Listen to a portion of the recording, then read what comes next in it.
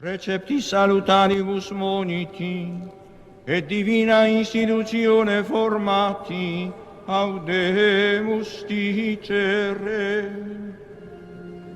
Pater noster, qui es in celis, sanctificetur nomen tuum, adveniat regnum tuum, fiat voluntas tua, sicur in cielo ed in terra.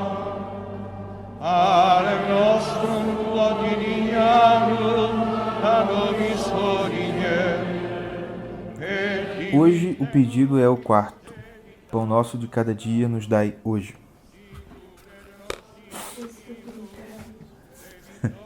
Pensando desde o primeiro dia. Só que, relembrando que a gente falou desde o início, aqui a gente não vai tratar do pão como um aspecto material. Porque toda vez que a gente vai orar o Pai Nosso, e quando a gente ouve sobre o Pai Nosso, a gente sempre ouve que, olha, o que aqui está se pedindo é tanto o nosso sustento material quanto o alimento espiritual e tal. Jesus fala, eu sou o pão da vida, etc e tudo, né? O enfoque que ele dá aqui, ele não fala sobre o seguinte, isso quer dizer também que Deus vai sustentar você e sua necessidade. Não. Não quer dizer que isso não pode ser um significado possível, mas ele não trata disso aqui. Porque como ele fala no início, lá no Pai Nosso, lá na primeira frase, Pai Nosso que está no céu, aqui ele está falando de relações que se dão com Deus não no nível material. Porque você não estava aqui no primeiro. Que é o seguinte. Quando ele começa a oração falando Pai Nosso, ele estabelece uma relação com Deus que pressupõe uma semelhança, uma identificação essencial. No sentido seguinte. Você olha para meus filhos e você percebe coisas nele que lembram a mim e a Débora. Certo? Então você vê nos filhos alguma coisa dos pais. Então existe algo de comum no filho, entre o filho e o pai. Então se Jesus começou a oração dizendo, ao invés de Senhor, ele não estabelece uma relação de senhorio e servo. Ele estabelece uma relação de pai e filho. Ou seja, ele está falando de coisas ali que são em comum entre você e o pai. E Deus não tem necessidades materiais. Então aqui não está os pedidos não são pedidos materiais, são pedidos de ordem espiritual. E o que quer dizer então o pão nosso de cada dia nos dai hoje? Se vocês quiserem entender um pouco mais sobre o que ele está falando aqui, eu acho que é interessante vocês ouvirem uma outra aula dele, chamada O que é o Pão. Só que são 6 horas de aula. Se divide em duas aulas de 3 horas. Então, assim, se vocês quiserem, eu te dou o link para vocês ouvirem depois. Mas... Uma aula mais curta dele. Hã? É uma aula mais Um pouquinho mais curta. Ele tava meio cansado, foi só 6 horas de aula, não deu para aguentar tanto, não. Mas as aulas estão diminuindo mesmo. A primeira live dele, do DCLS, primeiro não, né? A live de temperamento, falando dos signos, foi 5 horas, né? A segunda já foi 3 horas e meia. Falei assim, o Gugu tá cansando. É igual o Olavo também, né? No início do COF, as aulas do Olavo no início do COF são 3 horas e meia. Tá, tem uma aula lá que ele fala assim, quanto tempo já passou? 2 horas? Ah, tá bom, então dá tempo ainda de pergunta. Vamos responder as perguntas. E era, pá.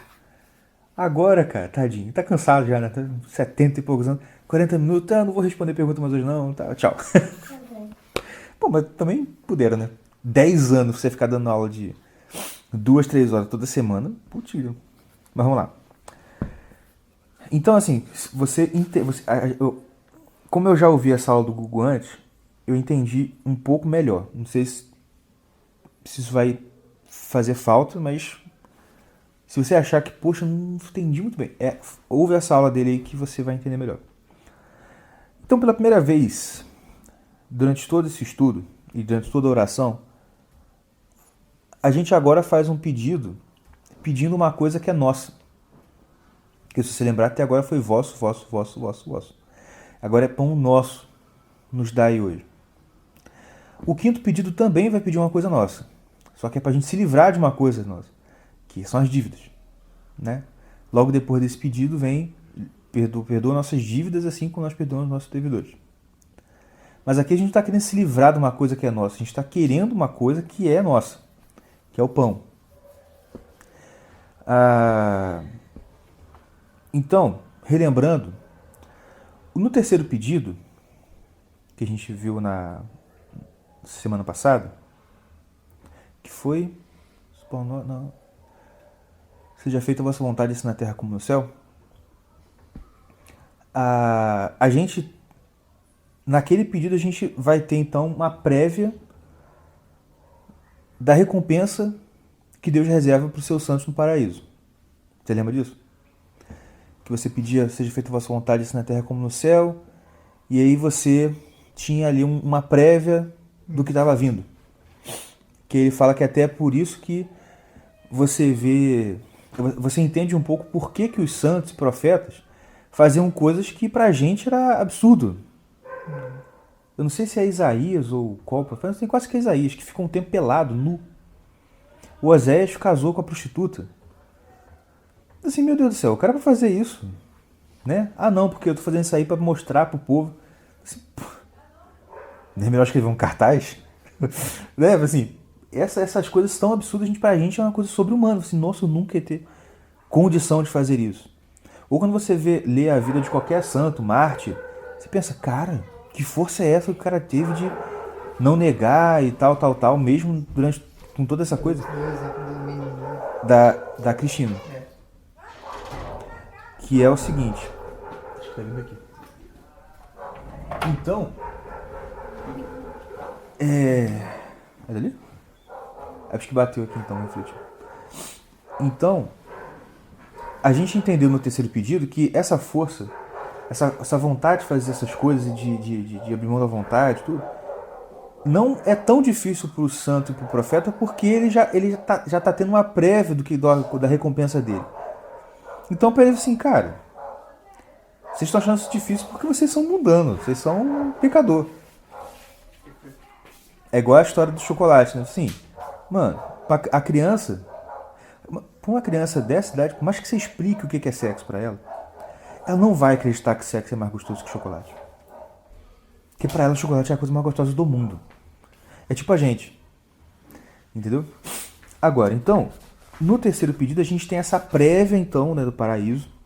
Essa prévia da recompensa futura.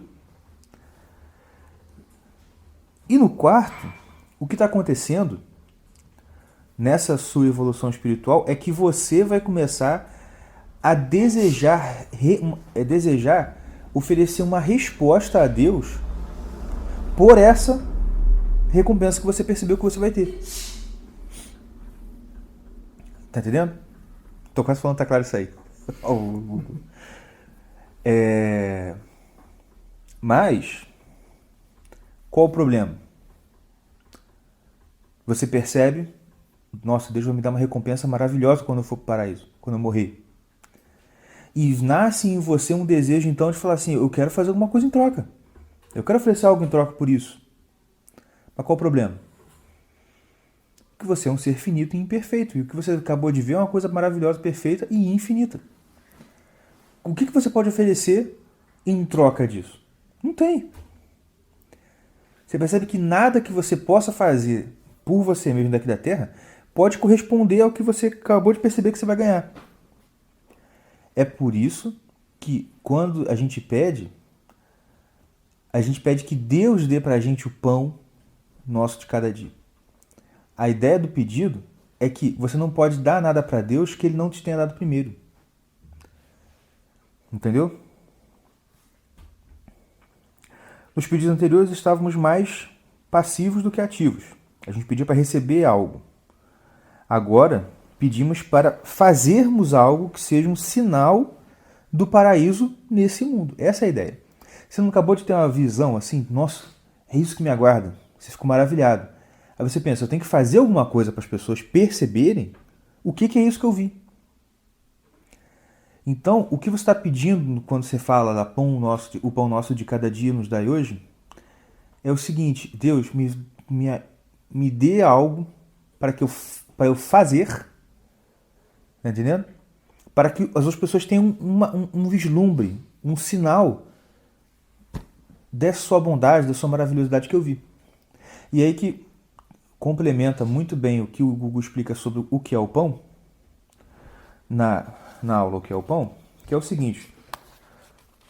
E por que isso está relacionado ao pão, nesse pão nosso cada dia nos dá hoje? Porque a natureza do pão é essa, é de obra. Porque quando o homem é expulso do paraíso, vocês vão lembrar que lá em Gênesis 3 é narrada a queda do homem, né, a queda da humanidade. Do suor do seu rosto comerás o pão. Até aquele momento Abraão não tinha feito pão. Por quê? O que ele tinha para comer? De toda a árvore do jardim vos dou para comer. Ele ia lá e pegava. Com o pecado, o que surge? Olha, o que você tinha aí agora pronto para você, agora você vai ter que suar para conseguir. Isso não significa que a maldição é o trabalho. Porque Adão já trabalhava antes. Porque ele não só deu os nomes para animais, ficou descansando, dando um rolê com Eva lá pelo paraíso. E batendo papo com Deus de tarde. Não. A gente vê que a tarefa de Adão no paraíso era cultivar o jardim. Não era penoso. Né? O trabalho não era penoso. O trabalho não era difícil. O problema do trabalho, como diz o São Madruga, né? O problema não é ruim é ter que trabalhar. É nesse sentido, assim, é muito penoso, é ruim. Esse é o sentido. Agora o trabalho é ruim. Do mesmo jeito para a mulher, ela já tinha dores de parto antes. Só que Deus falou assim, agora suas dores vão ser aumentadas. Multiplicarei as dores do teu parto. Se fosse zero antes, não tinha como multiplicar. Se você multiplica por zero, né? Enfim. É interessante também que mesmo o pão que o homem faz vem de Deus, o trigo, né? Sim. Antes vem de Deus, né? Exatamente. Não, exatamente. E a própria ideia, e Deus mostra isso mais claramente no maná, quando ele dá o maná para o povo caindo do céu, né? Então, E com a saída do homem do paraíso e a entrada para o mundo, o que acontece agora, o homem vai ter que fazer o alimento dele, ele vai ter que fazer o pão. E como que você faz pão? Você pega o trigo, amassa ele, vai até ele virar farinha, joga a água para ele se unir, tá certo? Amassa essa massa para o ar entrar dentro dela e esquenta. E claro, existe toda uma simbologia aí dos 4 elementos. De você pegar um fruto da terra, que é o trigo, amassar ele, usando uma pedra geralmente, né? Que é outro simbolismo de terra. Então você joga água, faz o ar entrar dentro dele e depois põe no fogo. Aí, ó, os 4 elementos. E o Gugu vai dar uma explicação muito sensacional de como, e aí se ele vai voltar a falar isso aqui, a gente precisa fazer pão espiritual. A vida cristã, o básico da vida cristã é justamente esse, fazer pão. Nós temos que ser padeiros de Deus. Mas isso está na aula do Budil Kepa. Mas aí vai falar um pouquinho sobre isso aqui. Então, o que a gente precisa entender aqui é isso. A gente recebe coisas, nos 3 primeiros pedidos a gente está recebendo coisas de Deus. A última coisa que a gente recebe nesses 3 primeiros pedidos é esse vislumbre da recompensa futura. E agora a gente quer responder a isso, fazendo algo que vai mostrar para o mundo um sinal do que a gente teve de revelação dessa bondade de Deus. Então, o que podemos oferecer? A gente não tem necessidade, por isso que o pão tem que vir de Deus, para que a gente possa habitar. A ideia toda aqui do pão nosso de cada dia é a gente começar a fazer algo por Deus e algo algo que sirva aos outros. E que pelo nosso serviço aos outros, esses outros tenham então um sinal de Deus. Perceba. Não Eu estou vendo Deus nisso aí. Não é fazer algo por Deus no sentido de... Ajudar ele. Exato. Não, é fazer Por obra. amor a Deus. Isso. Não é como Por se ele precisa. gratidão a Deus. Não é porque ele precisa. Né? Não é como eu vou fazer uma coisa pelo Marco. Ou vou dar uma ajuda ao Marco. Não É. é nesse sentido, né? É muito mais para você mesmo. Sabe por quê? Porque qual é a necessidade de você produzir algo que seja, então, uma coisa que seja uma obra de Deus? Vamos botar, né? Desse jeito. Por que você tem que começar a fazer o pão? Por que você tem que começar, então, a produzir algo que seja obra de Deus? Sabe para quê? Para que Deus se enxergue em você de algum modo. Porque vocês vão lembrar que o Liu já fala isso bastante no Cristianismo Puro e Simples. A grande questão é que no céu, não é que Deus está proibindo gente de entrar no céu. É que a vida cristã é um treinamento para você suportar o céu. Porque olha só, se Deus não enxergar em você nem um pontinho que seja, aquilo ali no Lucas, eu me vejo nele. Então ele pode entrar aqui. Sabe por quê? Imagina só. Imagina que você para do nada, numa festa, ou num ambiente de trabalho. Eu lembrei dessa situação. No ambiente de trabalho, onde você não tem afinidade nenhuma, mas absolutamente nenhuma, com ninguém que está ali. Ou que você do nada foi parar numa casa onde você simplesmente, além de não conhecer ninguém, você percebe que você não tem absolutamente nada a ver com ninguém ali. Não vai demorar muito para você falar assim, eu preferia estar no meio do mato sozinho do que aqui. Não é? Agora você imagina que você vai passar a eternidade do lado de gente tipo Moisés, tipo Davi, Jeremias, Isaías e todos os santos. O Paulo, Jesus, o próprio Jesus. Você está entendendo? Imagina você parar no meio de uma conversa dos dois, você não tendo nada para colaborar e falar, nada. Isso existindo. A pessoa não vai suportar, ela vai preferir o inferno. Porque no inferno tem gente que eu posso conversar. Aqui tem gente no meu nível, entendeu? E o Lewis fala disso. Preferiu o inferno. Não, é aí que tá. A gente pensa assim, mas como é que alguém vai preferir o inferno? Mas, por exemplo, no Peso de Glória do Lewis, a historinha é essa. É um sujeito que chega no céu e tudo lá incomoda ele. E quando ele vai para o inferno, ele se sente confortável. Ele, olha, isso aqui é o inferno. Eu acho que esse pensamento é perigoso porque fica parecendo que o inferno não é um lugar de choro e ranger de dentes, de pena. Fica parecendo que é um lugar para onde é mandado quem não gosta de Deus e aí vai sofrer pela solidão, pelo arrependimento, é o peso do arrependimento. Tem uma gente que acaba pensando assim. Uhum. Tipo, o inferno é isso aqui, né? Aquela coisa. O inferno é a ausência de Deus. Aí a ausência de Deus faz a gente sofrer muito. Mas, na verdade, Deus está em todos os lugares. Inclusive ele é onipresente, ele vai estar lá no inferno também. Mas lá ele tem um lugar específico, é difícil, eu demorei para aceitar. É um lugar específico destinado ao sofrimento. Não a ausência de contentamento da presença de Deus. Não é só... Não, num certo sentido é isso, porque, vamos lá, a gente entendendo que tudo que seja bom só pode vir de um lugar que se chama Deus, entendeu? O problema é o seguinte,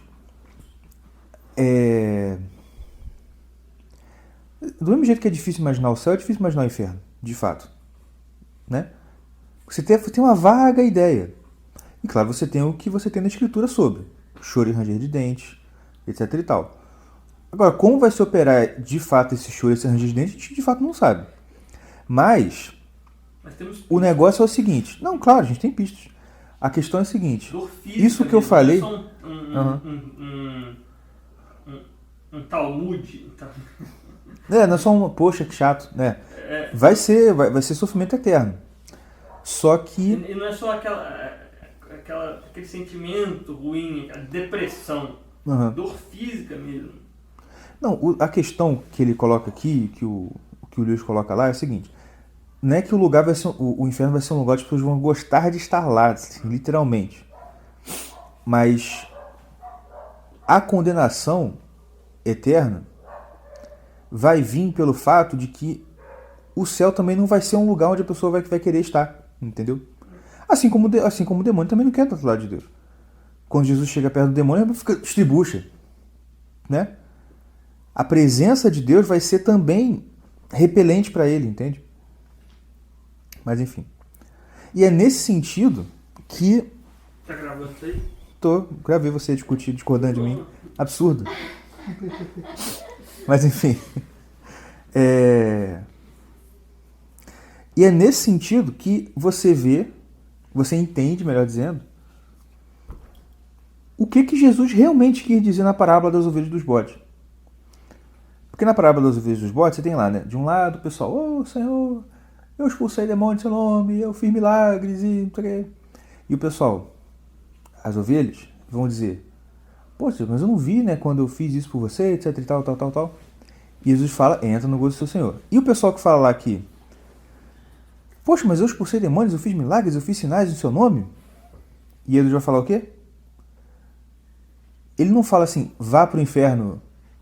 Ele fala, no fim, na verdade ele fala, mas ele não fala. Olha só.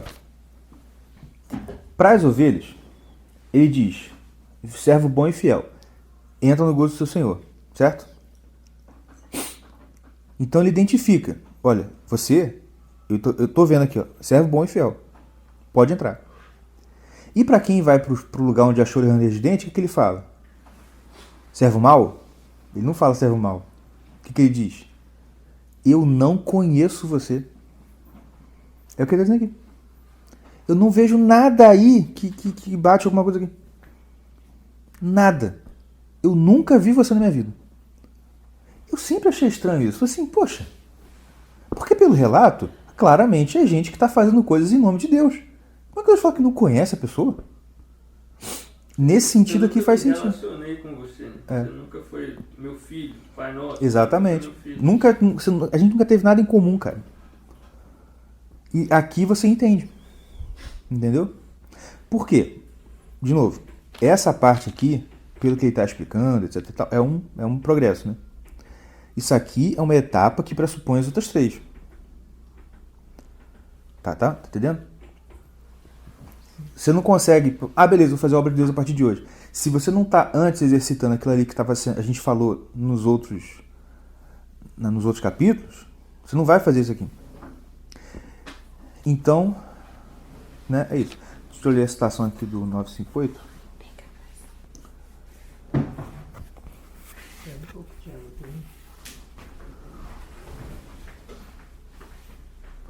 Ele fala aqui, ó, explicando aquela questão lá de o mal não querer estar no céu, né? Ele fala aqui. Acontece que o bem perturba os maus. Para os não santos, a convivência com os santos é um incômodo. É esse tipo de incompatibilidade existencial que faz as pessoas terminarem no inferno. Se do jeito que somos fôssemos para o paraíso, provavelmente detestaríamos o lugar e desejaríamos ser expulsos lá. E é assim mesmo que vamos para o inferno. Né, para essa questão da incompatibilidade. De novo, essa incompatibilidade é simplesmente o seguinte: eu na minha vida toda nunca me aproximei de nada que fosse o bem, eu sempre fui compatível com isso, né? Então eu estou acostumado com sujeirada. É igual o mendigo, você pega um mendigo do nada, pá, dá um banho nele, ele pode morrer. Né? Que ele não está acostumado. Eu conheço casos assim. O cara pegou o mendigo na rua assim, ficou assim, pegou pro mendigo, levou o cara pra casa e pum, deu um banho de lado. O mendigo morreu. É sério, ele deu aquela esfregadona, tirou todas as cracas do mendigo de sujeira, o mendigo, caiu morto. Tipo assim, acabou o banho, foi deitar pra descansar, morreu. Tá ali, ó, que doideira. Mas enfim, vamos lá. Tem uma série que chama The Good Place. É tipo assim... Essa série é horrível. É uma série horrível, não assiste. Não assiste mesmo. Então, no podcast, eu não assisto essa série. Ele é uma sátira? Não exatamente. Sei Né? lá, sei que é ruim. Enfim, a mulher meio que é confundida. Uma mulher que tem o mesmo nome que ela. E em vez de ir pro inferno, ela vai pro céu. Aham. Só que quando ela chega lá, ela se sente muito incomodada porque tá todo mundo feliz o tempo todo. Olha que legal. E ela fica tipo assim, mas como tá todo mundo feliz? Ah, sério, mas eu achei engraçado assim, essa parte tem a ver com Aham. Sim. exemplo. É igual naquele filme A Lenda de Beowulf. Já viu? Já viu? Não. É uma animação, né? Tipo, realista, mas ainda não tá naquele nível perfeito que te dá um pouco daquele incômodo, naquele bonequinho que. Você sabe que tinha que parecer real, mas ele não é, sabe? Eles botaram gente mesmo pra fazer. Foi. A deusa lá é a Angelina Jolie, né? O capitão é a Gina Jolie. E Não, o demônio. a demônia. E a filha da demônia Porque na vida real nem é o quê? Porque na vida real também é. Tá. É, justamente. Mas nesse filme, nessa história, e essa é uma história de mitologia nórdica mesmo. Inclusive o Tolkien foi muito influenciado por essas histórias, tanto que o filme é a versão do Tolkien sobre a Lenda de Beowulf. E esse demônio lá tem um filho que chama Grendel, que é um demoninho furreca, né? Que tem uma cena que me marcou, assim. Eu lembro até hoje, eu achei assim, cara, que engraçado. Que o pessoal lá do Beowulf tá fazendo uma festa porque conquistou alguma coisa, não é aquelas comemoração de guerreiro. Meu irmão, e aí tá aquela festança na cabana. Aí vai afastando a câmera assim, afastando bem. Aí tem uma hora que tá muito longe, mas o sonzinho vem assim, bem fraquinho. Aí daqui a pouco, aí vem um grito de dor. Que aí tem isso, né? Aí o sonzinho vai e mexe o tímpano do... O filme ele tem audição hipersensível. Aí a música incomoda ele. Incomoda ele. Tortura ele. E aí ele começa a gritar. Ualá! Eu lembro da frase, assim, porque me marcou muito essa cena. Eu assim, aí fica. O alarde!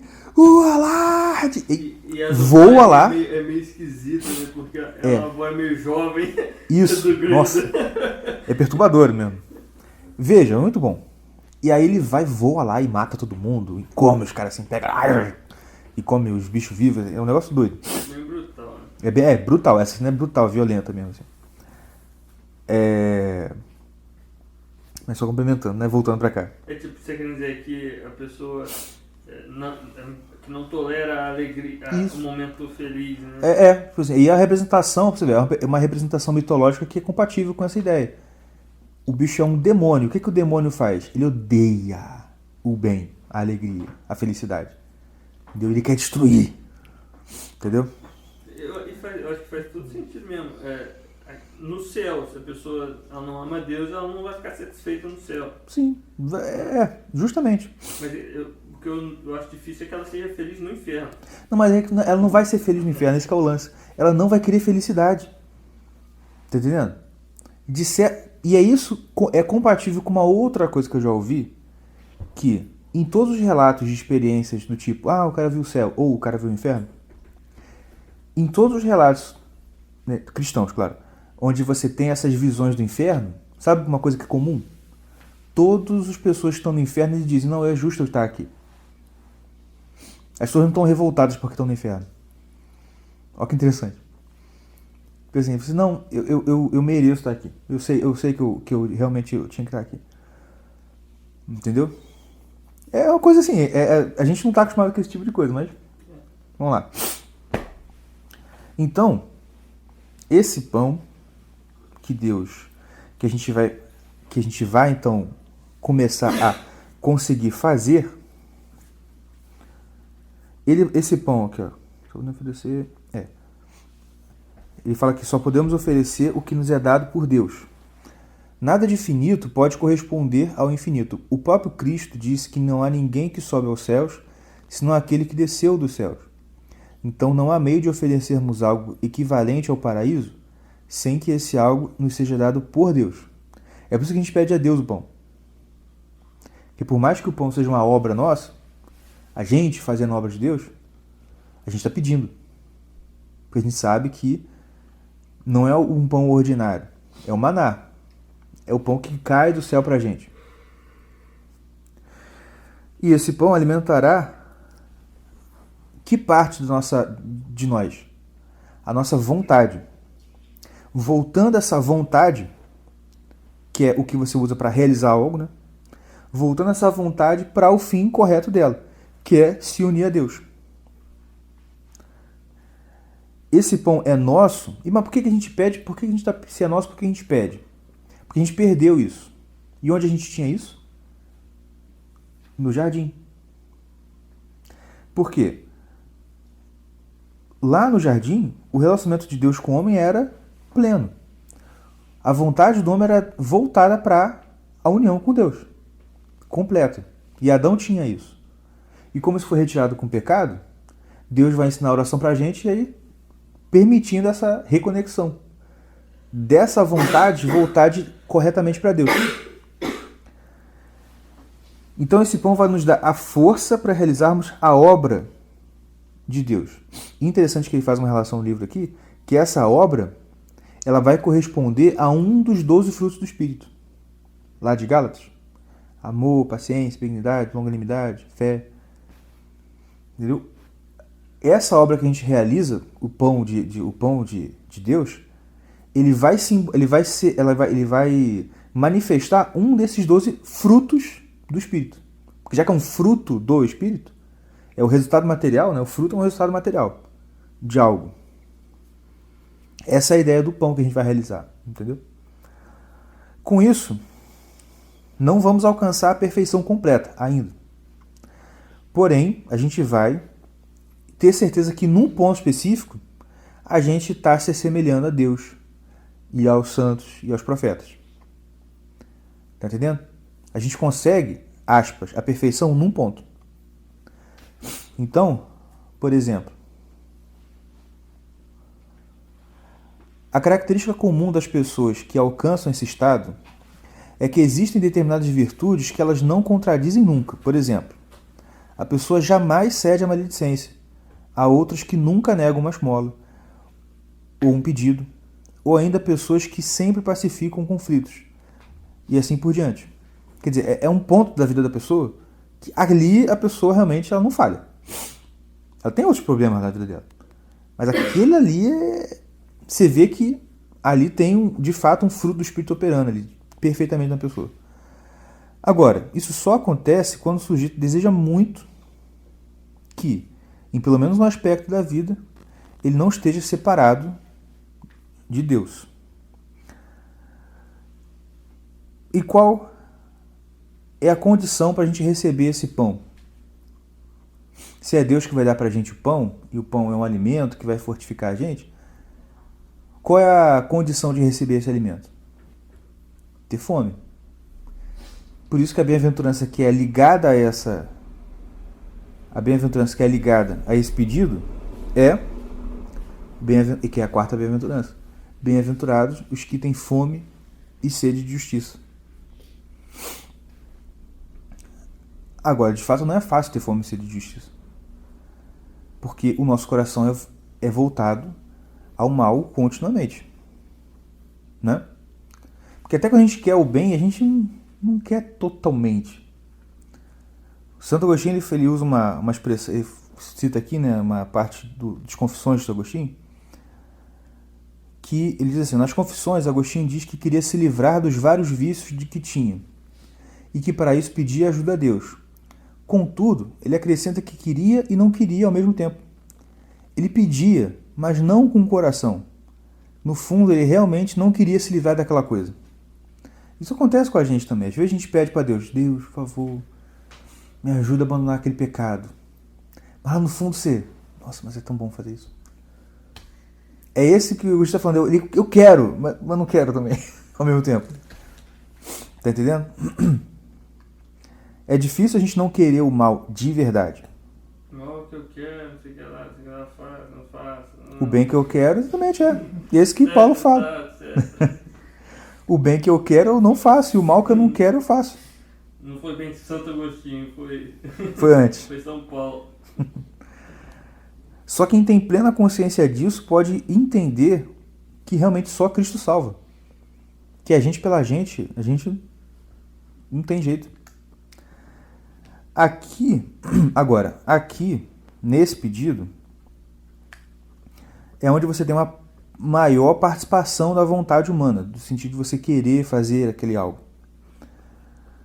De modo que Deus se compromete com você, te fortalecendo naquele determinado ponto, para você alcançar aquele determinado fim, que é a obra dele, para que de alguma forma você então tenha algo em comum com ele, que ele se veja em você em algum ponto. E para isso ele vai ter que te dar o quê? E aí que de novo, o pedido é o pão nosso de cada dia, a bem-aventurança é a bem-aventurada dos que têm fome, e qual é a graça que ele vai induzir a gente, o dom do Espírito o dom do Espírito que ele dá para quem apresenta essa fome e quem faz esse pedido. É o dom da fortaleza. Para vocês entenderem, de onde está vindo esses dons do Espírito? A base bíblica dos dons do Espírito Santo é Isaías, que lá ele fala 7 dons do Espírito quando ele está falando de Jesus. Né? Os 7, que algumas pastores falam que são os 7 Espíritos de Deus. Tá entendendo? Mas que em algumas traduções fala de 7 dons do Espírito que iriam operar em Cristo. Um deles é a fortaleza. Entendeu? Então, vocês estão entendendo o caminho? A força vem pelo pão que a gente pediu. Você pede o pão, Deus vê que você está com fome e sede de justiça, ele te dá. E com isso, com o pão que ele te dá, o que vai acontecer? Você vai ficar forte. Isso é o dom da fortaleza. Sendo alimentado à vontade. Exatamente. Você vai alimentar a sua vontade do pão que vem do céu e voltando ela para Deus. É Deus que opera tanto querer. O querer e o realizar. Não é legal que isso aqui a gente começa a fazer sentido muita coisa que a gente lê. Entendeu? Eu acho mais que, não sei, desculpe, esse estudo dele, talvez, seja mais uma análise holística sabe, de toda a filosofia bíblica, que é uma exegese do Não é exegese. bíblico. Isso ele fala no início, não é tratado teológico, não é estudo teológico. Se eu tivesse vindo no primeiro curso, eu entenderia isso, mas tudo bem. Tô brincando. A gente vê que, por exemplo, os dons do Espírito não tem ligação direta com o Pai Nosso. Ele faz uma analogia, né? Mas é que tá. O cara de quem Isaías estava falando tá aqui ensinando você a orar desse jeito. Não vai ter relação? Exato, mas ele ensina várias coisas, né? Sim. Não quer dizer que tudo que ele disse é uma decorrência da outra, é tudo interligado, e por isso ele consegue fazer essa análise, né? Uhum. As bem-aventuranças. Mas ele também, mais mas ligado tá. aos 10 mandamentos do que a oração do Pai Nosso em si, mas dá pra fazer uma... Sim. Não, mas o negócio também é o seguinte, que o que ele fala aqui... Se você estiver fiel às Escrituras, né? O que ele fala aqui isso aqui, ele não, assim, muita coisa que ele explica aqui, ele fala no início que ele não está inventando, tá? É tudo que a tradição sempre já ensinou.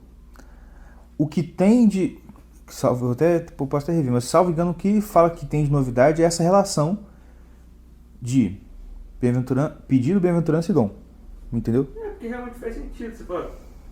pão nosso cada dia e bem-aventurados tem fome, sede e justiça. Realmente faz sentido. Uhum. Encaixa, né? É interessante fazer essa Exatamente. analogia, né? Exatamente. Aí, então o dom que vem disso é o dom da fortaleza. E ele vai falar que com isso... Cadê? Deixa eu voltar aqui. Pronto. Com isso... temos o primeiro sinal evidente da presença de Deus na nossa alma. Isso é uma coisa interessante também. Porque o pentecostal, né, o pessoal pentecostal, eles têm mais ligação com essa coisa de sentir a presença de Deus. Aí você sente a presença de Deus como? Normalmente na experiência pentecostal e neopentecostal. é o arrepio, é o ai, é a emoção. Repousar no espírito. Hã? Tem um repousar no espírito. É, também. não, mas a questão do descanso, não, mas assim, se tinha presença, é mais uma experiência de uma forte emoção, né? De uma coisa assim. Mas o que ele está falando aqui é o seguinte: o sinal mais evidente que você vai ter. E o que é evidente? Eu já expliquei. Evidente é o que você não precisa raciocinar para perceber. Você está vendo na sua frente. Vocês são evidentes para mim porque vocês estão aqui na minha frente. Agora, o Estevão, a Catarina e a Helena não são evidentes para mim que eles não estão aqui. Eu sei que eles estão lá. Mas por acaso algum ET levou eles, eu não sei. Eu não posso saber. Eu só raciocino que eles estão lá. Né? Igual o carro de vocês. Você não sabe se o carro de vocês está ali ainda. Só se vocês forem lá ver. Tomara que esteja, né? Então, o sinal evidente da presença de Deus vem nessa força. Nessa presença dessa força mesmo dentro de você. E é por isso que ele vai dizer aqui que muito dos ensinamentos da tradição identificavam nesse pedido do pão nosso, nessa questão nesse dom da fortaleza, eles faziam uma analogia de que isso era o nascimento de Jesus na alma da pessoa. Jesus nasceu na pessoa nesse momento. Porque ele percebe assim, nossa, isso aqui que eu estou fazendo, tá entendendo? Essa obra que eu estou fazendo é tão perfeita que não pode ser minha. Isso é Deus em mim. Entendeu? Então, essa primeira percepção de que, cara, isso aqui não sou eu, isso aqui. Não Tá entendendo? nós, Senhor, é o teu nome, glória.